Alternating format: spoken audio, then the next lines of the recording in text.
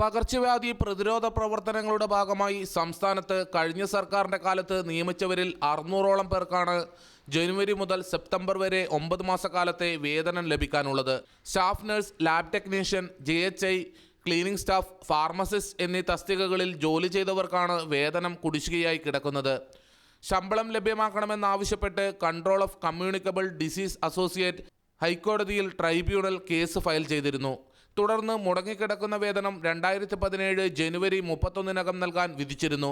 എന്നാൽ ഇതുവരെയായും ശമ്പളം ലഭ്യമാക്കാൻ സർക്കാർ നടപടികൾ സ്വീകരിച്ചിട്ടില്ല. ജോലി ചെയ്തവരിൽ വിധവകളും പട്ടികജാതി വർഗ വിഭാഗക്കാരും വേതനം കാത്തു കഴിയുകയാണ്. വകുപ്പ് മന്ത്രിയും അതുപോലെ ആരോഗ്യ വകുപ്പും ഇതിനെക്കുറിച്ച് യാതൊരുവിധ പരിപാടി നടത്താതെ നിസ്സഹായമായി പാവപ്പെട്ട ക്ലീനിങ് സ്റ്റാഫും മറ്റുള്ള പകർച്ചവ്യാധി പ്രതിരോധ പ്രവർത്തനം ഊർജ്ജപ്പെടുത്താൻ വേണ്ടി നിയമിതരായ ജീവനക്കാരെ പിഴിയുകയാണ്. ശമ്പള വിതരണത്തിന് ട്രൈബ്യൂണൽ വിധിയുണ്ടായിട്ടും നടപടികൾ സ്വീകരിക്കാത്ത ഡയറക്ടറേറ്റ് ഓഫ് ഹെൽത്ത് സർവീസും ആരോഗ്യവകുപ്പും പുലർത്തുന്ന അനാസ്ഥയിൽ പ്രതിഷേധം ശക്തമായിട്ടുണ്ട്. റിപ്പോർട്ടർ, കാസർഗോഡ്.